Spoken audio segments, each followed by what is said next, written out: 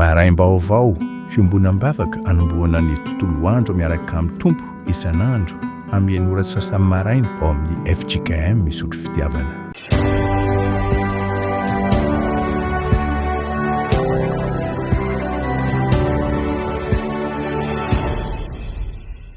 Tonona amintsika rehetra ny famindram-po sy ny fiadanana avy amin'ny fahalalana tsara n'Andriamanitra sy Jesosy tompontsika. Iombona amin'ny fandiniana soratra masina isika dia ny Salamo 130 andininy 750 hatramin'ny 80 no iarahantsika ho teny fiantsony. Salamo 130 manomboka eo amin'ny 750 hatramin'ny 90 mitsangana riavana. Ho ny mpanao salamo, jereo ny fahoriako ka vonjeo aho, fa ny lalanao tsy adinoiko. Soloy vava aho ka vonjeo, velomy aho araka ny teninao. Lavitra ny ratsy fanany famonjena, satria ny didinao tsy tadiavina. Lehibe ny antranao Jehovah o, velomy aho araka ny fitsipikao. Maro ny mpanenjika sy mpandrafy aho, tsy mba niala tamin'ny teny vavolombelonao aho. Mijery ny mpivadika aho, ka maharikoriko ahy ireny, dia izay tsy nitandrina ny teninao. Eny fitiavako ny didinao, Jehovah, velomy aho araka ny famindram-ponao.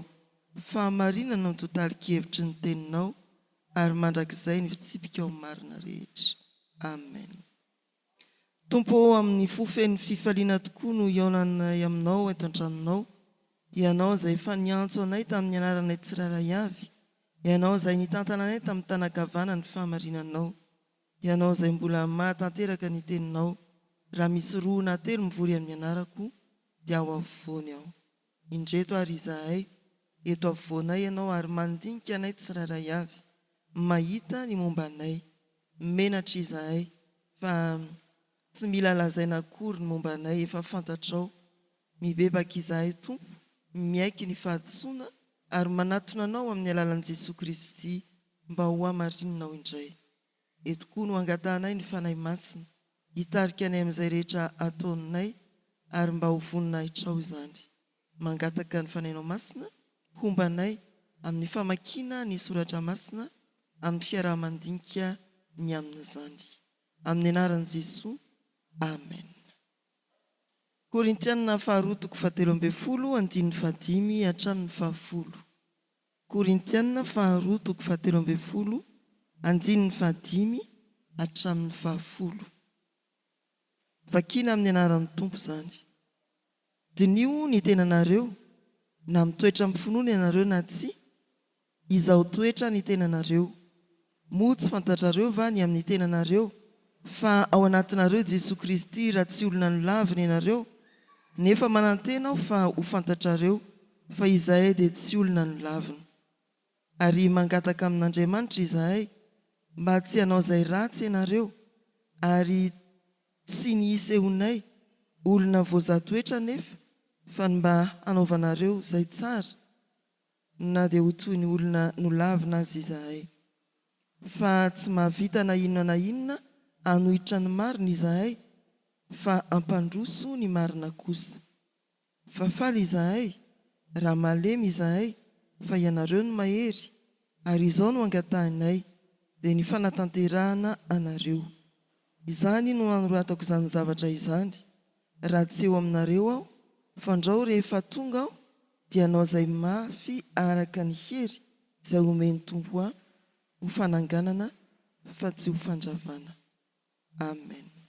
Mbola manohy ny vavaka fangatana ny fanahinao masina izahay tompo, ary mitaraina mitalao miangavy ianao. Ampio izahay amin'ny alalan'ny fanahy masina ahatakatra tsara ny sitraponao sy ny fahamarinanao ao amin'ny teninao. Ao reno ampitomboy ny finoanay. Misaotra Jesosy amin'ny anaranao. Amen. Za moa izany dia nanontany tena hoe inona koa ty tamin'ny talata dia miverina sahady indray. Andao jerentsika amin'ny lafiny pratika ny soratra masina izay efa nidiniantsika tamin'ny talata lasa teo. Izy moa izany efa tamin'ny lahady, talata, zoma, mitadinina ihany ty andriamantsika ty so mbola tsy nisy nandiny teny sika eo amin'ny voalohany eo ary dia ny hoe oviana ary ianao no nandiny tena farany noho ny antony inona nandinianao tena moa zany dia anao manokana tao amin'ny fanomanam-panahy akatoko ny fandraisana ve rehefa nisy olana ve ny anjady taminao sa notarian'ny tompo tokoa ianao manoloana ny soratra masana anankiray dia nandiny tena ary ny manaraka dia valio ny fanontaniana hoe nandiny tena ianao hatraizany tonga anao fandinian tena mantsy tsy hoe fotsiny hoe hoaity izaho fa tonga amin'inona fibebahana inty aho eto mipetraka izaho sy ny fahafantarako ny tenako manoloana ny soratra masina fa entany soratra masina izay nitarika andiny tena aho ary mbola mitarika hiverina amin'Andriamanitra izay ilay fandinian-tena fa tsy hoe hoaity izaho ino zany a any ivelan'ny fiangonana zany mandiny tena ianao dia hoaity izaho fa le hoaity izaho dia tonga amin'ny fanatonana an'Andriamanitra amin'ny fiverenana amin'Andriamanitra averina ny fanontaniana manao hoe oviana ianao no nandiny tena farany raha tamin'ny talata ianao mba nitenenina hoe dinio ny tenanareo dia izy ny sasan'izany fa tsy izaho manjarianao koa maniraka sasany dinio ny tenanareo tamin'iny sika dia niteny hoe Paoly apôstôly raha notsarain'ireo fiangonana tao Korinto hoe tsy apôstôly ianao dia niteny izy hoe ampy izay ny fandinianareo fa mba dinio kosa ny tenanareo manomboka eo amin'ny andininy 5 Paoly ary dia manao hoe dinio ny tenanareo dia tahaka ny hitariana tamin'ny talata no hoe ny matetika dia ny fandiniana ny manodidina no mahazatra antsika mahavantana antsika mahaolombelona antsika fa ara-tsoratra masina dia ny tenanao no dinianao diniolo ny tenanareo fa Paoly tsy izy mihitsy raha koto tsy manana ny tompo ianao diniana zay da ho ary sika ho eo amin'ny texte sady sika tsy niteny fitarian-teny momba ny boky efa tamin'ny talata zany tsy nanontanianareo momba ny hoe inona ny voamarika efa tamin'ny talata zany fa andao sika andinika ny texte manonatsika mofinaina tamin'ny talata mohatra eo amin'ny 14 farany fa ny androany kosa dia hatreo amin'ny 10 ihany fa averina kely ary ny tamin'ny talata inona ny zavatra vaovao hitantsika tamin'iny talata iny izany ary efa tamin'ny talata koa fandinian-tena dia mitondra ho amin'ny fibebahana fa ny fandiniana ny hafa dia matetika miteraka fitsarana raha atao amin'ny raha tsy atao amin'ny fo madio aleo zany fa raha amin'ny fo madio ianao no mandinika ny hafa dia afaka mametraka fanatsarana iny le Tesaloniana voalohany 2:12 hoe mieza hitady izay tsara amin'ny naminareo hoe na efa 7:70 isan-jato mainty ary izy dia jereo le ray isan-jato na 7:70 isan-jato faingo 5 efa tsisy ilanazy azy izy dia mbola jereo fa misy 0,5 ao fa ny antsika dia hoe io manao akanjo fotsy be bebekila mbola jereny ihany inona mipetina mainty ao anatin'io eo amin'io akanjo fotsy be io dia izay na koa le zavatra vaovao inona le za kosa mba nizara taminareo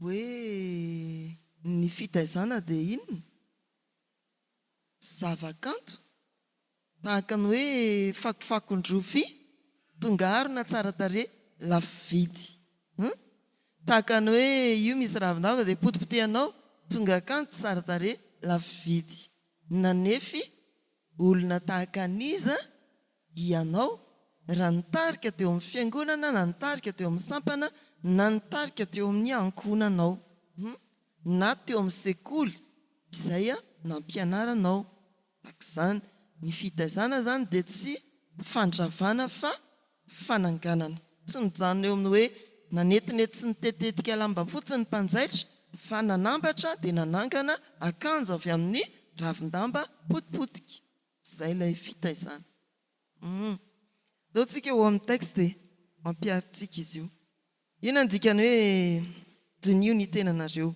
aza nijery taratasy aloha efa nazavaina tamintsika io ao amin'ny eo anjinin'ny fahadimy io zany dia misy zavatra telo mifandraindraiky tiana anamafy ny hevitra dinio ny tenanareo zaho toetra ao anatinareo ve Kristy mifampitohy mifameno ary mifanamafy ireo hevitra anankitelo ireo iny dikany hoe dinio ny tenanareo inona ny mahasamihafa ny dinio ny tenanareo sy ny zaho toetra nazavaina tamin'ny talata io zaho ary ny azahoana azy bebe kokoa amin'ny lafiny pratika dia ny hoe mandinika ny tena dia zasy ihany ny zaho toetra dia zay re ina ny fizahan-toetra misy zavatra avy ivelany fizahan-toetra dia tahaka ny hoe io mianatra izy fantan'izy fa mahay fa miatrika fanadinana izy ary avoakan'ny sekoly fa mendrika azy ny findrakilasy na mendrika azy ny hazo mari-pahaizana misy fifanampiana avy any velany zany hoe io ny tenanao sy ianao fa ity kosa ianao sy ny manodidina anao testeo ianao ny anankiray dia le hoe ao anatinareo ve Kristy ity dravitra ity moa zany dia manome hoe ireto ny andininy raisitsika ohatra hoe andin'ny fahadimy dia nanomezana fanontaniana anankiroa ary eo amin'ny farany ny fampiarana ny fanontaniana anankiroa dia efa fanitikitiana ny saitsika mba hiteny sika hamaly fa tsy hoe sady zamy manontany zamy mamaly inona ny famantarana fa ao anatisika Kristy efa nandinika ny tena tsika isika nasaina namaly ny hoe ao anatinareo ve Kristy tamin'ny talata izay fa raha fahaingany efa ela be io ny teo amin'ny baiboly ahoana ary ny hamantarantsika fa ao anatintsika Kristy tsy hoe hamantarako fa ao anatin'ny Itsiramisehitsy Kristy fa ny hamantarako fa ao anatiko Kristy ahoana ny hamantarana fa ao anatinao Kristy manana etaeta tianao ny tsara inona ny hamaritana an'ilay hoe tsara zay asoa ny tenanao sy ny manodidina anao zay zany ny andrefesanao ny hoe tsara misy olona rehefa eny amin'ny fiarahamonina inona nefa maharatsy an'izany samy manana famaritany tsara manao zavatra amin'ny fahatahorana an'Andriamanitra zay ny hamantarana fa ao anatisika Kristy hoana mantsika hoe manao ny tsara zay mahasoa ny hafa manao zavatra amin'ny fahatahorana an'Andriamanitra inona koa manao ny sitrapon'Andriamanitra izay no hifameno amin'ny tenin'ny MCA tsy Marie Claire ny atao hoe tsara dia izay mifanaraka amin'ny sitrapon'Andriamanitra Romanina 12:1-2 izay tsara sady ankasitrahana no marina eo ambany eo moa misy hoe fahamarinana dia le sitrapon'Andriamanitra mihitsy io le hoe manamasinana amin'ny fahamarinana ny teninao no fahamarinana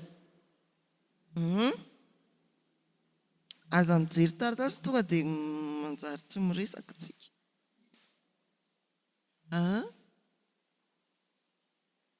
inona ny hamantarana fa ao anatiko Kristy ahoana ny hafantarako fa ao anatiko Kristy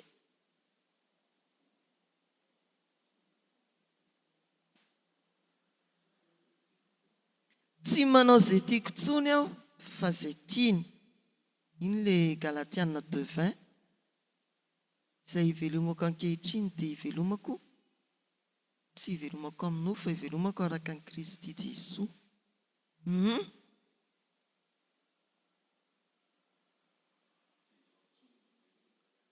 Hoe Galatiana 2:20 ahoana ny ahafantarana hoe velona ao anatintsika ary Kristy miery mihinana mofo be sika ohatrany hoe misy kankana ny olona hony dia miery misakafo be. Ahoana ny alalàna fa manahaka ny Kristy amin'ny teniny amin'ny fombany. Tia famindram-po toetran'ny Kristy,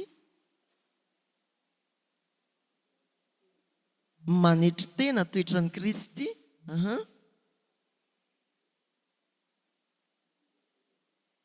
Mila heriko andao tsika hitsambikina kely na hivadika kely any amin'ny Korintiana 2:7-7 haintsika tsy enjery zany fa ampiaritsika raha misy olona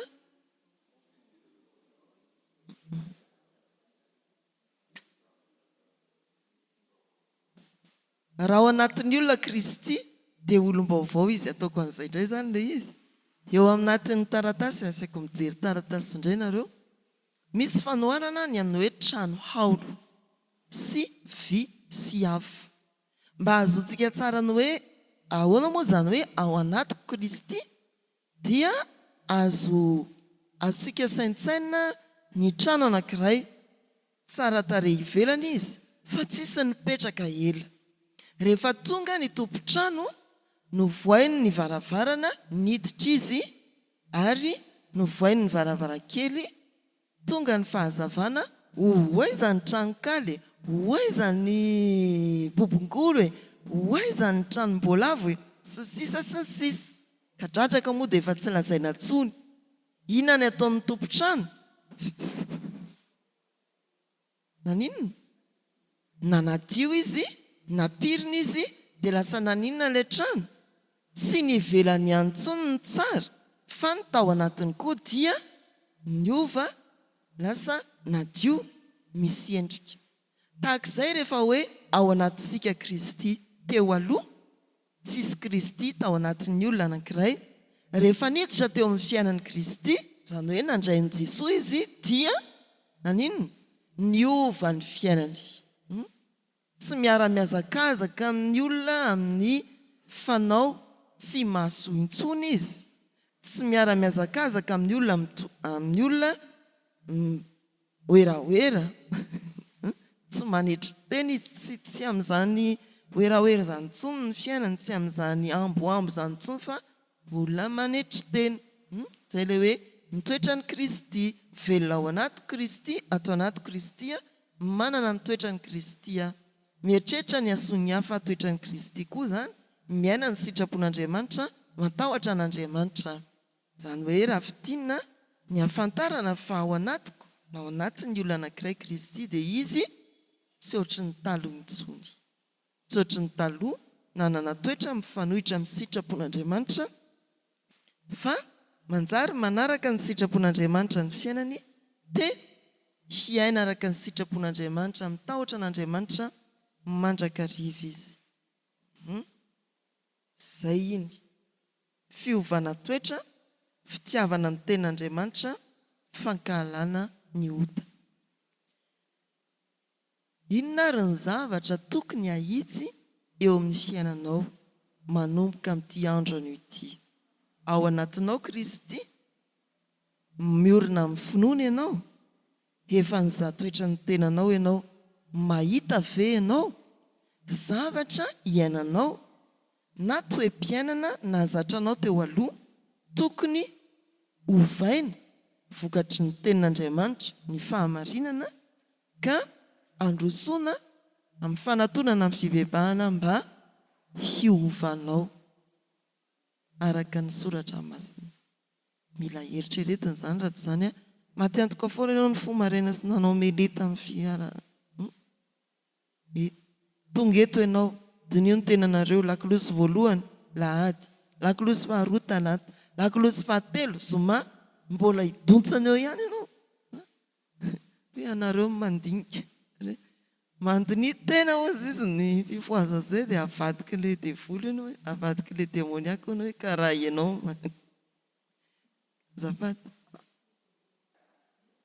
fa tsy zany tsy hainonareo fifoazana ve zany tany amin'ny fiofanana tany mandiny tena dia avadiky le demoniaka iny hoe karaha ianao mandinika fa mandiny tena aza vela fotsiny hoe eniko eniko tamin'ny lahady io reko koa talata mbola miverina ninona manoloana andray amin'ity zoma ty fa misy dikan'izany ataovy misy lanjany amintsika ny nandrenesana intelo miantonany hoe dinio ny tenanareo zaho toetra mitoetra ao anatinareo ve Kristy.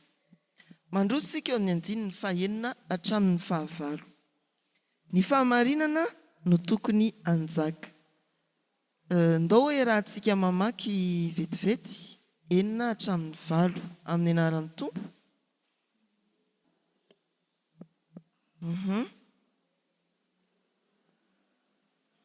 Inona ny ambaran'ny Paoly eto ohatran'ny lasa sarotra be. Izy zany manontany ny olona hoe raha tsy olona ny lavinareo. Zaho ozy manantena fa tsy olona ny lavina izahay. Raha miaro ny maha-apôstôly azy ihany izy io.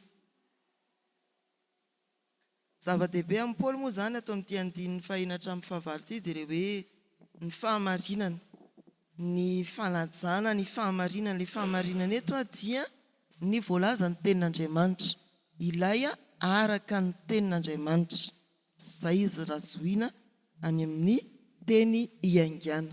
Izy dikany maromaro ny hoe fahamarinana miaingana amin'ny teny fototra. Fa eto izy dia ny fahamarinana ilay tenin'Andriamanitra. Aletheia fa tsy dikaio sone. Ny aletheia dia miteraka fahamarinana hoa dia io le hoe dikaio sone. Fa aletheia izy eto le soratra masina, ny sitrapon'Andriamanitra, ny tenin'Andriamanitra. Izy ny telefonina mamanionjy zany. Nazovy izy fa mbola tia am-piangonana. Eny ary. Ahoana hoy Paoly?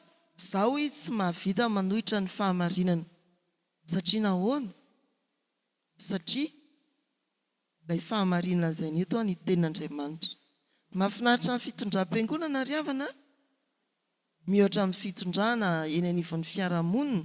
Ary izany ampaherezana foana ny sefo fokontany izay tondra fiarahamonina hoe ao am-piangonana rehefa lazaina ny soratra masina vohy tenan'izay mbola hiady hevitra sy hoe mbola hanohitra. Fa rehefa lazaina ny soratra masina hoy ny soratra masina hoe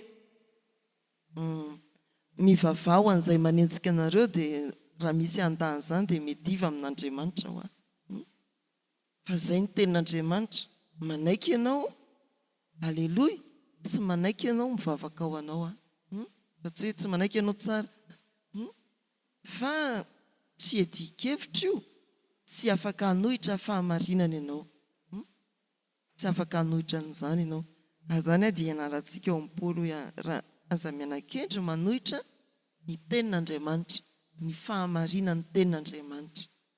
Vo mafy eo ianao ohatry ny atody miady amam-bato.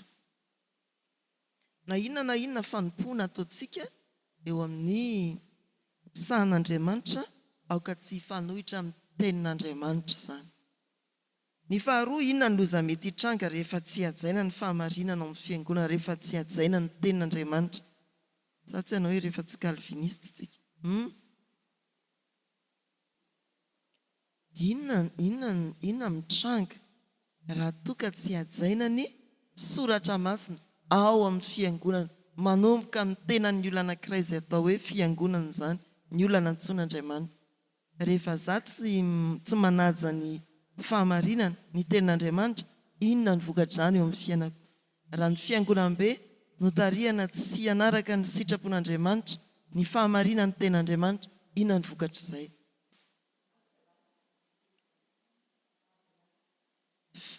Fa fifandirana ady raha eo anivon'ny fiangonana marina izany. Rehefa tsy ankatoavintsika io soratra masina io dia misy ny fisarahana, misy ny hoe izao ny fahalalana ian'io, tsy izany io, izay tsy manaiky an'io. Fa ataovy amin'ny tenantsika raha makany amin'ny Deutéronomie 28 sika dia inona ny vokany rehefa tsy mankatoa sika. Ny fitahiana mivadika ozony. Resaka lava be mihitsy io amin'ny Deutéronomie.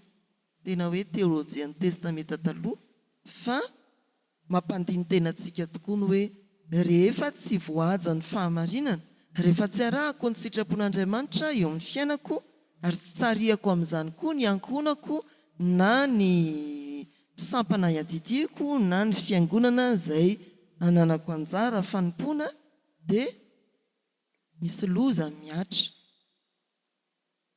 Tsy voata io fiangonana io. Fisarahana, ny fahalemena ara-panahy, ny fahaverezan'ny fitahiana. Izay ny vokany. Ahoana ary no ahafahantsika miaro ny fahamarinana ao amin'ny fiangonana? Na miaina ny fahamarinana eo amin'ny fiainako, ny fiainan'ny sampana, ny fiainan'ny fiangonana, ny fiaina-tokantrano.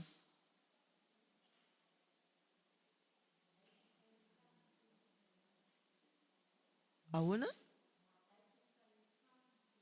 Manaiky ny fahefan'ny tenin'Andriamanitra. Maninona? Tsy hainiko tsara ozy ilay mpampianatra izay. Manaiky ho tarihan'ny tenin'Andriamanitra amin'ny zavatra atao.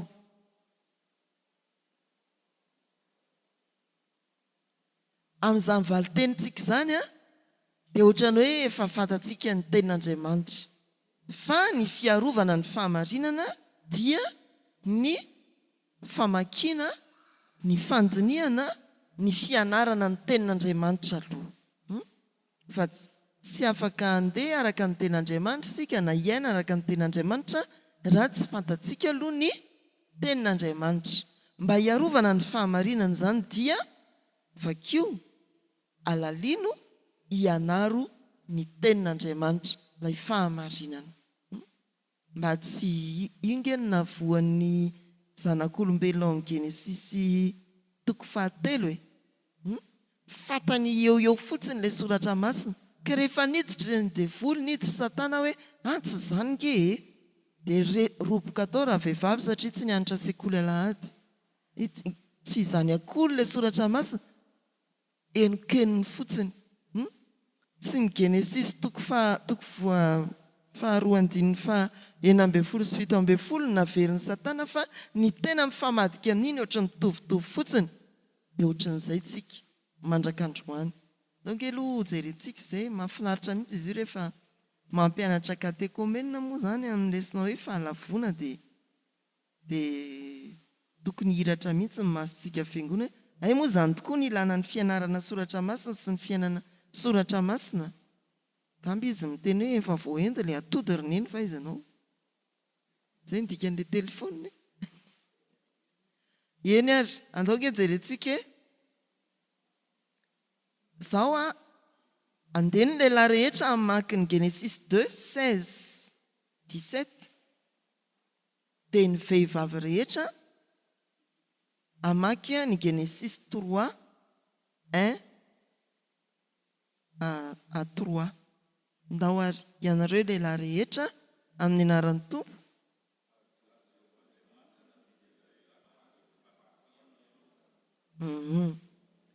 Ho an'ny vehivavy Genesisy 3:1-3 amin'ny anaran'ny Tompo. Ary menarana dia fetsy noho ny bibidia rehetra izay nataon'i Jehovah Andriamanitra. Ary hoy izy tamindra vehivavy, anky efa nataon'Andriamanitra hoe aza hinananareo ny hazo rehetra eo amin'ny saha. Fa hoy raha vehivavy tamin'ny menarana, ny voan'ny hazo eo amin'ny saha dia azonay hinanana ihany, fa ny voan'ny hazo eo afovoan'ny saha kosa no efa nataon'Andriamanitra hoe aza hinananareo na tendrenareo izany fandrao maty ianareo. Ny fahazahoandra vehivavy an'ilay teny eto moa izany iza no nitenen'Andriamanitra ao amin'ny Genesisy 3:2. Lehilahy, iza no tenenan'ny menarana eo amin'ny 7. Izay aloha dia efa hafetsena anankiray. Dikany tsy nampianatra tsara ny soratra masina anay vehivavy anareo lehilahy. aza be resaka nareo lazainareo fa zay indray be famaliana tsy azonay tsara le izy no ny tonga ary a tsy teonareo a dia zay natony ny menarana dia voarebireby teo zay ny menarana tena namadika mihitsy hoe inona ny jerijery amin'ny bebekila olona ny menarana tena namadika mihitsy hoe tsy azo inanana ny azo rehetra misy hoe rehetra fotsiny eo dia teo dia fanina raha vehivavy nandeha ihany moa ny resaka dia tonga ny hoe ay tsara ho fihinana izy zany ka izao ny iverenantsika dia ny hoe ahoana ny arovana ny fahamarinana eo amin'ny fiangonana tena mazotoa mamaky soratra masina mandinika ary mianatra baiboly ohatr'izao ataontsika izao mandinika ny soratra masina mety ataonao rery mianatra mantsy zany dia mazava misy mpampianatra mandinika mety hoe ataonao rery dia ianao mamadibadika baiboly eo hoe raha baiboly misy noty dia aiza tokoa moa ty hoe dinio ny tenanareo dia mamakivaky an'ilay lala tsara ao dia alefa ny ary amin'ny salamo dia alefa ny ary dia tahak'izay hoe ianao rery zany mampianatra eo fa tena mila mianatra soratra masina sika mba tsy ho voarebireby ny fampianaran-diso na ho aolan'ny fanao fampianaran-diso kely foana ny soratra masina io dia tratra ao amin'ny genesis toko 7 indray sika iarovana ny fahamarinana dia dinihana ny soratra masina ampianarina ny soratra masina anary izay tsy mitoetra tsara ho izy ny tesalonianina koa miaraka amin'izay ao amin'ny andiny ny fahasivy sy fahafolo ny fahefana ao amin'ny fiangonana inona ny tanjon'ny fahefana ao amin'ny fiangonana raha nametrahan-tanana ny mpitandrina teo amin'ny fanokanana ho mpitandrina raha nametrahan-tanana ny dekona teo amin'ny fanokanana ho dekona raha nametrahan-tanana ny mpiandry teo amin'ny fanokanana ho mpiandry raha nirahana ny mpitory-teny sy ny katekista sy ny sisa nomena fahefana inona ny tanjon'ilay fahefana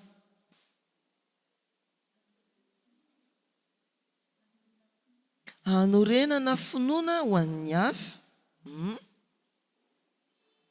Paoly eto mantsy miteny an'izay tsy handrava ho izy fa hanangana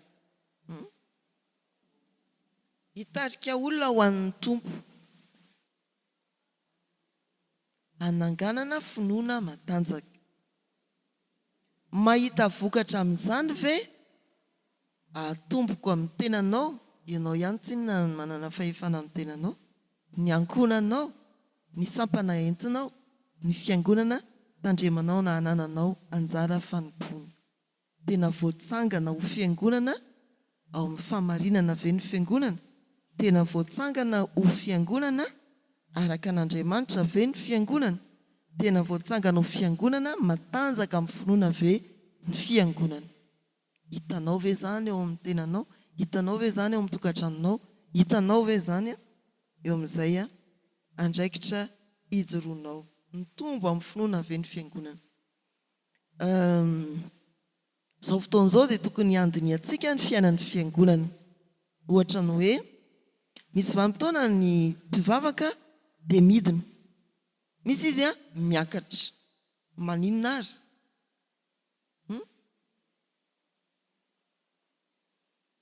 vanim-potoana takinina ny mampidina nisan'ny mpivavaka raha mba ny fietretanareo azy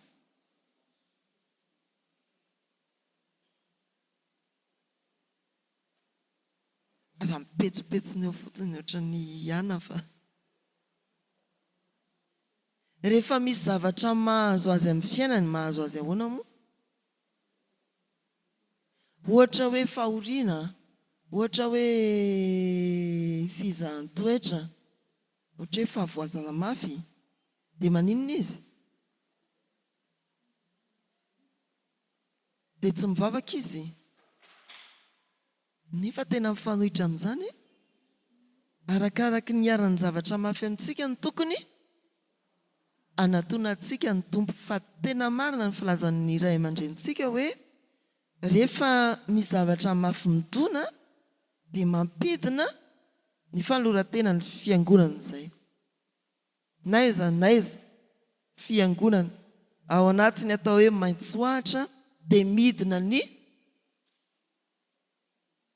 isan'ny mpivavaka any amin'ny vary aloha moa ry havana dia tena raha vao miakatra amin'ny vary manisy ianao zany hoe firy mivavaka atao amin'ity fiangonana ity isaky ny anina dia hitanao hoe tena very sasaka mihitsy satria nahoana miady mafy izy tsy ho tratra ny ranony variny izany finoanareo misy moa tena matanjaka amin'ny finoana dia za tsy maintsy mivavaka tonga iza moa ty nandravarava tany atao masina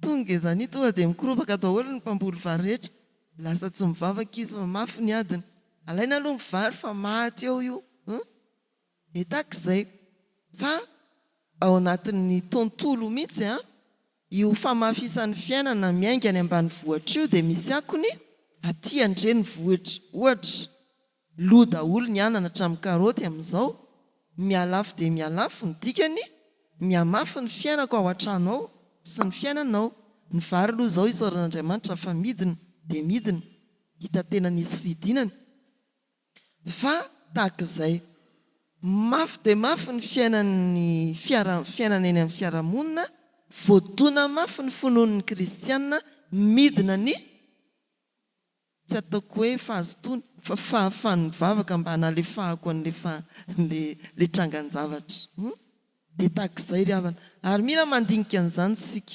aizary nokofokofoana mba tsy hitrangan'izany any amin'ny fototra ihany tsy jerijery ny ravina hoe andao ary favafana ny raviny fa andao kitikitihana ny fototra fa any ny fahavoazan'io raha tena pininy olona arakaraka ny fahavoazana mafy manjo azy no ifikirany amin'Andriamanitra za tsy hiala aminao fa tsy hoe dia mafy be mihitsy nanjoa fa dia naninona mivadiko nalainao Jesoa sao dia le vadiny nataonao Andriamanitra ohatrohatr'izany fa tena mila jerena mihitsy hoe manahoana ny fototry ny finoan'ny fiangonana tena miorim-pakalalina ve ao anatin'ny kristianina ve Kristy tena miorim-pakalalina amin'ny finoana ve ny fiangonana fa tsy tokony hitrangana hoe rehefa mafy ny ady fotoam-pahavaratra na hoe voavy ny orana mangatsika be ny andro dia mena ny efektifa aty am-piangonana raha vao misy artista malazalaza ry amin'ny koliseoma dia miena ny arty miena ny mpivavaka any amin'ny fiangonana misy zavatra tahak'izany ohatry ny hoe nandidina ny 5 septambra isy fiangonana tena nidina dia nidina mihitsy ny mpiara-mivavaka tahak'izay mafiady ny olona feno tebotebo ny olona nefa mifanohitra amin'izany mihitsy ry havana ny tokony ho fiainantsika raha feno tebotebo ianao ndao hipetraka na dia hipetraka ambony WP-ngonana fotsiny ary aty ianao mialoka ohatrohatr'izay izy io ny fototra ny tena kitikitihana mba hahafana manangana sy manorina finoana mafy dia ndao hiaraka andinika hianatra soratra masina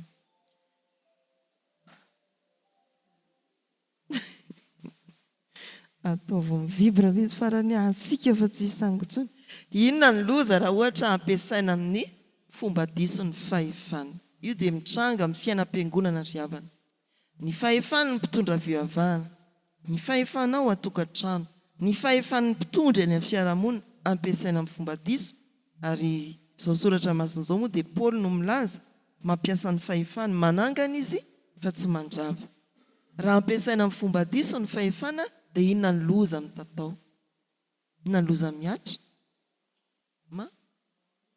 simba ao amin'ny taratasy moa hoe mandratra olona ny fampiasana amin'ny fahefana amin'ny tsy izy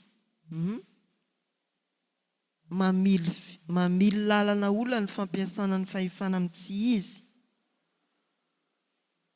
dia manina koa teraka tahotra ory zareo ray aman-dreny ory bebe sy dadabe aza mba hampitahorina pastera ny ankizy bedy ny pastera eo ianao no tsy mahabedy ny zanako aoko pastera ny tsezonao miainy bedy ny pastera amin'izany anjary matahotra izy ny alalana an'ilay mpitandrina amin'izay dia olona mpaninona bedy sary hafa mihitsy ilay hoe bedy ao amin'ny ankizy lasa fampitahorana raha ampiasaina amin'ny tsy izy ny fahefantsika fa tsy mifanaraka amin'ny tenin'Andriamanitra. Mamily lalana koa. Betsaka ny olona izay mampiasa ny fahefana amin'ny ataoko hoe mahatompona andraikitra eo amin'ny sehatra ara-pivavahana anaty farangisosina, ireo karazana fivavahana mikirakira baiboly eny rehetra eny nolazaina, izay mamily ny sainy maro tsy araka ny tokony ho izy. Tsy ilaza zavatra betsaka fa hoe dinio tsara, tena mampiasa ny fahefany amin'ny fahamarinana araka ny tenin'Andriamanitra ve ny tompon'andraikitra anankiray. Raha izany dia miteraka fifaliana ny fanompony, miteraka fiorenana tsara ny fanompony, miteraka fandrosoana ny fanompona izay ataony. Mety hoe mandroso famiana ao anatin'ny tahotra sy mikaikona ilay vahoakan'Andriamanitra. Mety hoe mandroso ilay fiangonana fa tena tsy manana fiadanana ilay vahoakan'Andriamanitra. Mety misy fisarahana, mety misy tahaka izany.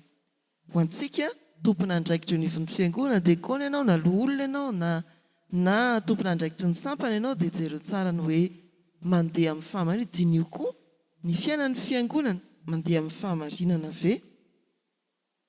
Tena mandroso ao anatin'ny fifaliana sy fiadanam-po ve ny fiangonana, sa misy olona maratra ao, misy olona miaina ao anatin'ny tahotra sy miferotraina ao, manahoana ny fiangonana? Voatsangana tsara ve ny fiangonana? Amitiny sika ve lasa lavitra be. Famitinana. Averina ny afatra anankitelo lehibe tao anatin'ny fizarana telo tamin'ity fiarahamandinika ara-pratika ity, dia ny hoe dinio ny tenanao mitoetra amin'ny finoana ve? Mijoro amin'ny fahamarinana ve ianao? Ary mampiasa ny fahefana anorenana ny hafa ve ianao? Ray aman-dreny ianao, ny fahefana maray aman-dreny ianao ve anorenanao ny zanakao sa andravanao azy, andratranao azy? Amin'izay ataonao sy lazainao. Fiangonana salama ry havana dia fiangonana mandiny tena tonga amin'ny fibebahana mandrakariva. Fiangonana mandala ny fahamarinana dia ny tenin'Andriamanitra, miaina amin'ny sitrapon'Andriamanitra, ary fiangonana mahay mifananatra mba hijoro na mifanangana fa tsy mifandrava, mifampitaiza mba hajoro. Farany ary dia inona ny zavatra iray tianao hovaina na hatsaraina amin'ny fiainanao ara-panahy? Aorian'izao fandiniana izao. Mamerina ny fanontaniana tany am-boalohany. Misy zavatra tianao hovaina ve amin'ny ara-panahinao, amin'ny fiainanao manokana, vokatry ny fandiniantsika ny soratra masina tamin'ity fotoana ity? Eny ary dia misaotra antsika amin'ny fiezahana andray anjara ry havana. Raha mandray anjara ohatr'izany sika dia mandrosondroso sady mahafinaritra. Ny any ariana be zany mba handroso aty, fa tsy eno mihitsy ny teninareo. Ny telefona dia mba ataovy mangovitra raha tsy maintsy miandry antso, valio SMS izy raha ohatra tena hoe maninona izy tao, mikiry miantso anao hoe za mbola aty an-tranony raiko. Tsy mitsahatra misaotra anao izay Andriamanitra satria tao aminao mba handiny tena ary hampiatra izay efa nodinianay tamin'ny fotoana toy izao. Mba ho fiangonana mandiny tena, tsy manetsetra fotsiny ao am-po fa ho tonga amin'ny fibebahana, fiverenana aminao, ny fiangonana amin'izao vanim-potoana ny karema izao. Mba ho fiangonana tena mandalina ny soratra masina, miaina ny soratra masina, ary tsy manohitra ny fahamarinana ny teninao ny fiangonana. Mba ho fiangonana mampiasa ny fahefany, ampandroso fa tsy ampihemotra, anangana fa tsy handrava, hitaiza sy hanabe fa tsy hampitahotra na hampiferitraina ny fiangonana.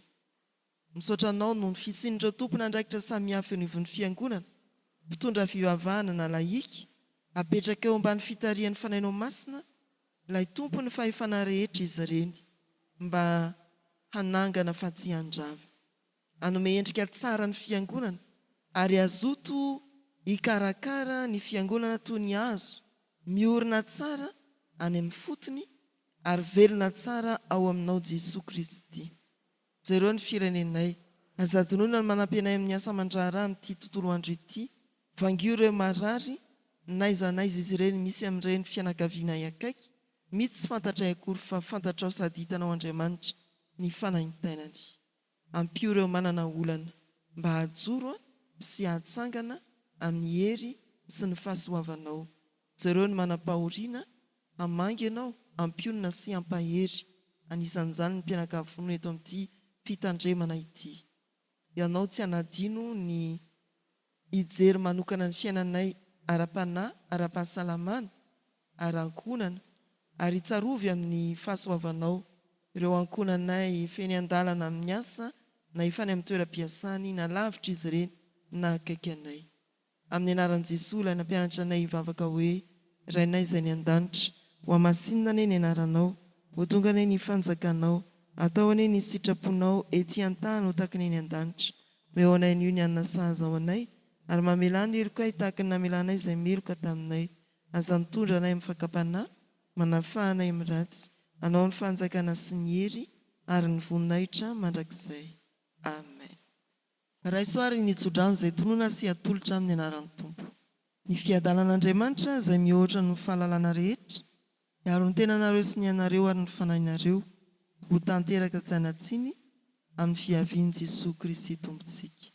Mahatoky izay ny anjo anareo, izy no hanefa izany. Amen.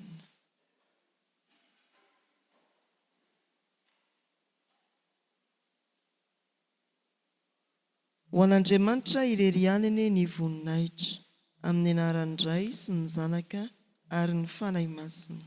Amen.